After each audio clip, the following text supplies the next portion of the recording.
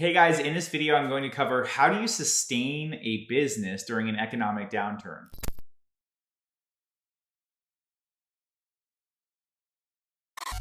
The reason why I wanted to do this is I am not a doom and gloom person. I'm actually a glass half full kind of person. I'm the guy who really looks at the positive side of situations, even when it's really, really rough. I might have a different take than some people out there, but I look at the effect of an economic downturn as a viewpoint. It's a way to look at a situation.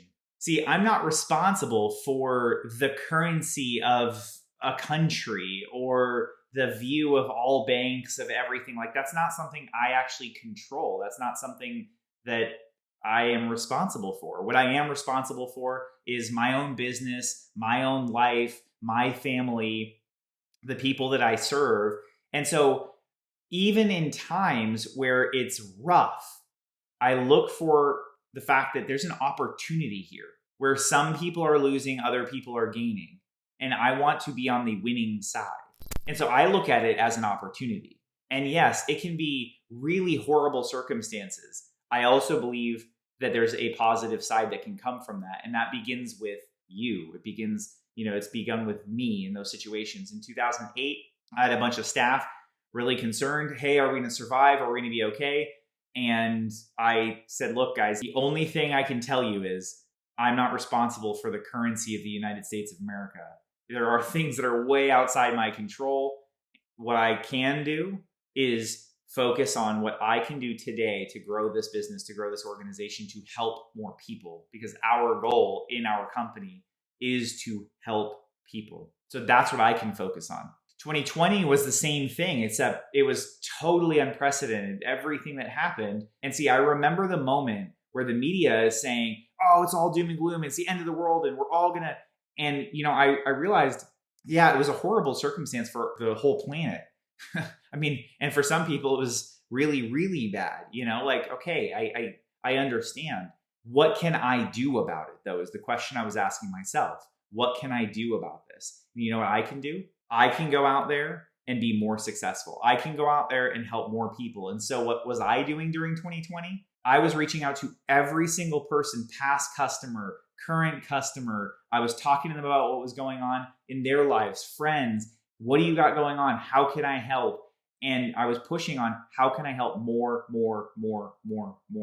I don't believe just because the media is saying it's the end of the world and we're all over. I think also part of it is I live in Florida and we have hurricanes that come through here. And the number of times that I've heard that it's the end of all of Florida and it's going to be the end of the whole universe. And I'm like, again, yes, for some people, it ends up being a horrible thing and it sucks. But if every time somebody tells you, oh my gosh, it's the end of the world, we don't look at what we can do about it, then we're just sitting living in fear. And I just refuse to sit and live in fear. So it starts with a decision. Are you going to contract or expand? Those are the two options. In a time where it's uncertain, I create certainty. And here's what it is. The first certainty I put there, I'm deciding, am I getting smaller or am I getting bigger? And you know what? I decided I'm getting bigger. So then there are competitors of mine who don't. There are people like in 2020, there was a business I was trying to get into for a couple years who wouldn't even take the call because the other company that was already serving them was mediocre. They weren't great. They were mediocre. Well, when that company, when all this stuff happened, that company cut half their staff preemptively. Like it was actually right away, they just decided that we're cutting half our staff. Well, that customer then saw them cut half their staff. And what I found out later was that guy cut half his staff before he even had a problem because he had uncertainty. And I'm not saying that there aren't staff cuts that have to happen from time to time and all that. I'm saying he had this uncertainty. And so he made this decision. Well, one of his big customers then was very concerned and they started looking and were open to a conversation. We got a massive customer that got us into an entire new industry because somebody else bought into the fear.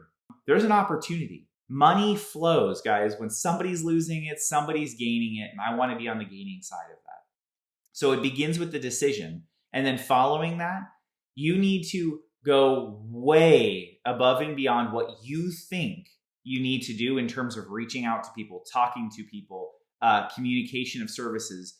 During times of economic uncertainty, there's a bunch of people who just cut all their marketing. I'm like, well, it's a self-fulfilling prophecy at that point. You're no longer going to communicate with people and say, here's what we can do to help you. Don't be surprised you don't get a lot of business. Like, that causes issues later. So I communicate with past customers. I talk to guys who left service. I reach out, hey, how can I help?